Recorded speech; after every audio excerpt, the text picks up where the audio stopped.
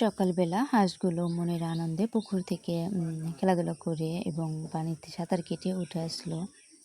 ওরা ওদের ইচ্ছা মতোই কিন্তু নেমেছে, ইচ্ছা মতো উঠেছে। আমি বিছানাটা গুছিয়ে নিয়েছি। এদিকে মা উঠান ঝাড়ু দিচ্ছিল। তারপরে আমি ঘর থেকে যে ভিজা কাপড়গুলো ছিল হ্যাঙ্গারে রেখেছিলাম সেগুলো কিন্তু বের করে বাঁশের উপরে দিয়ে আসছি যাতে করে শুকিয়ে যায়। এরপরে আবার মা ধুন্দুলগুলা কেটে নিচ্ছিল। এত সবজি তো আর খাওয়া যায় না, যার কারণে বিক্রি করে দেওয়া হবে।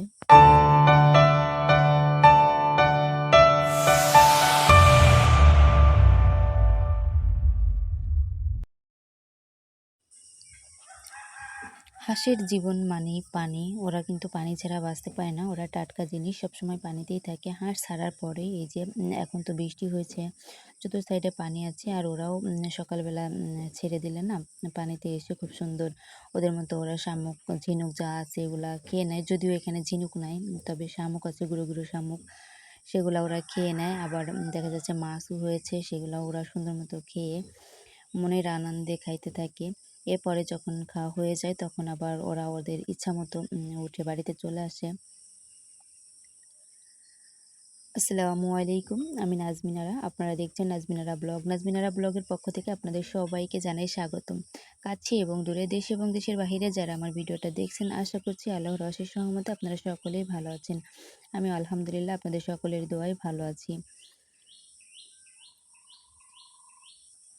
হাঁসগুলো কিন্তু খুব সুন্দরভাবে খাওয়া হয়ে গেছে। ওরা গোসল করে এখন এই যে বাড়ির দিকে রওনা করেছে। এবার বাড়িতে এসে আবার কিছু ধান খেয়ে আবারও এখানে আসবে।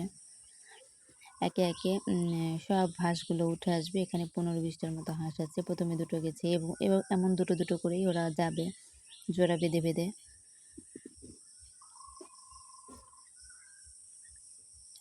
প্রাকৃতিক এই সৌন্দর্য, এই দৃশ্যগুলো দেখতেও না বেশ ভালো লাগে।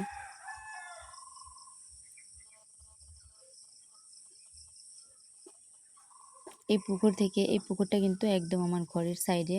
এবং এমন কি জানেন, রাত হলে এত ঝিঁঝি পোকার শব্দ আর ব্যাঙের শব্দ, সময় করে যে কখন ভয়েস দিব সেটা আমি বুঝে উঠতে পারি না।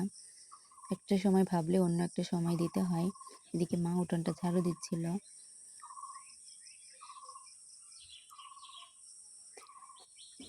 বৃষ্টির কারণে যতই সকালে গোসল করি না কেন দেখা যাচ্ছে ম্যাক্সিমাম দিনগুলোতে কাপড় এইভাবে জমে থাকে, শুকায় না। তো আমি কি করি, ঘরে তারের ওপর দিয়ে সব জায়গায় ছিটায় ছিটায় না দিয়ে হ্যাঙ্গারে আলনার সাথে করে দিয়ে রাখি।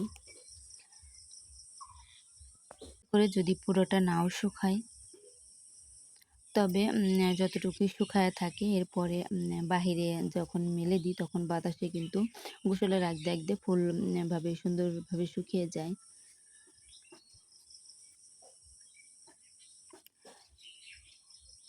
ঘরের মধ্যে মাত্র ২টা জিনিস গুছিয়ে রাখলেই ঘরটা সুন্দর। এক হচ্ছে বিছানা, দ্বিতীয়ত কাপড় চোপড়। তো কাপড় চোপড় ভাবে সুন্দরভাবে গুছিয়ে রাখা যায়, তাহলে কিন্তু মনটাও ভালো লাগে। আর বিছানাটা গোছানো থাকলে মনে হয় যে সব কাজই শেষ হয়ে গেছে। তো কাপড়গুলো হ্যাঙ্গার থেকে নামিয়ে আবার আমি হ্যাঙ্গারগুলো আলনাতে গুছিয়ে রেখেছি।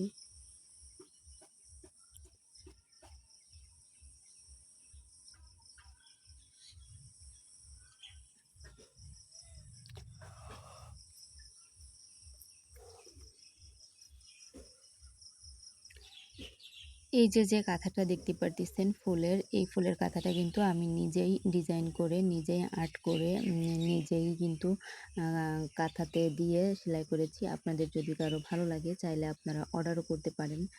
যদিও আমি অর্ডারের অপশনটা রাখিনি। যদি আপনাদের কাছে মনে হয় যে না কাঁথাটা ভালো লেগেছে, আপনারা সেলাই করাতে চান, তাহলে কমেন্ট বক্সে কমেন্ট করে যাবেন, আমি আপনাদের সঙ্গে যোগাযোগ করে নিব। বিছানাটা গুছিয়ে এরপরে আমি বেডসাইড টেবিলটাও সুন্দরভাবে পরিষ্কার করে নিয়েছি। ঘরের ভিতর মূল কথা যত কাজ ছিল পরিষ্কার পরিচ্ছন্ন মোছা সব কিছু গুছিয়ে নিয়েছি। এই তো আমি সাধারণ এবং সিম্পল কিছু জিনিস ব্যবহার করি, সেগুলো আপনাদের সঙ্গে দেখিয়ে দিলাম। তবে এগুলো সবসময় এভাবে গুছানো থাকে, যেহেতু আমি একা ব্যবহার করি সে কারণে এগুলো সবসময় এরকম গোছানো থাকে। এগুলো আর বেশি এলোমেলো হয় না। আমি যখন যেটা যেখান থেকে নিই তখন কিন্তু সেটা সেভাবে আবার রেখে দিই।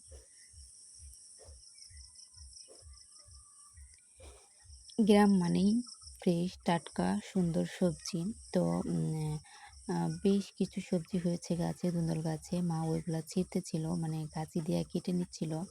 তো আমিও আবার চুপি, চুপি একটু ভিডিও করে নিয়েছি। এরপরে ১০টার দিকে আমি কিছুটা জাম, শুকনো কাঁচামরিচ, লবণ এবং কাসুন্দি দিয়ে মাখিয়ে নিচ্ছিলাম। এবার মনে হচ্ছিল যে জাম তো খাওয়া হয় নাই, তো একদিন একটু মাখিয়ে খাই। তো আমি মাখিয়ে খেয়েছিলাম এবং আপনাদের সঙ্গেও শেয়ার করেছি।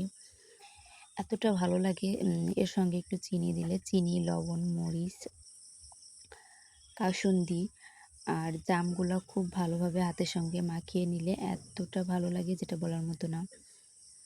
চাইলে আপনারা একবার মাখিয়ে খাইতে পারেন। যেহেতু কেউ নাই, আমি একাই খাবো, এর জন্য ১০ থেকে ১৫-২০ টার মতো উম জাম আমি মাখিয়ে নিয়েছিলাম। তবে একটু ঝাল বেশি হয়েছিল। তবে এতটা মজা হয়েছিল যা বলার মতো না। ভিডিওর এ পর্যায়ে এসে এখনও যারা আমার ভিডিওটা দেখছেন, আশা করছি একটা লাইক দিয়ে সুন্দর একটা মন্তব্য রেখে যাবেন। আপনাদের একটা লাইক আমাকে অনেক দূরে এগিয়ে নিয়ে যেতে সাহায্য করে। আর আপনারা কে কোথা থেকে দেখছেন, প্লিজ শেষে জায়গার নামটা বলে যাবেন, যাতে করে আমার জানতে সুবিধা হয় আমার প্রিয় আপুরা কোন, কোন এলাকা থেকে দেখছে। বেশ ভালো লাগে। আর প্রতিদিন আমার গ্রামীণ নিত্য নতুন ভিডিও পেতে আমার চ্যানেলটা সাবস্ক্রাইব করে অল অপশন বাটনটা প্রেস করে রাখতে পারেন। এতে করে আমি যখন ভিডিও ছাড়বো আপনি আপনার সময় সুযোগ করে দেখে নিতে পারবেন। আমি কিন্তু জামগুলা সুন্দরভাবে মাখিয়ে নিয়েছি। আপনারা সবাই ভালো থাকবেন, সুস্থ থাকবেন। আল্লাহ হাফেজ।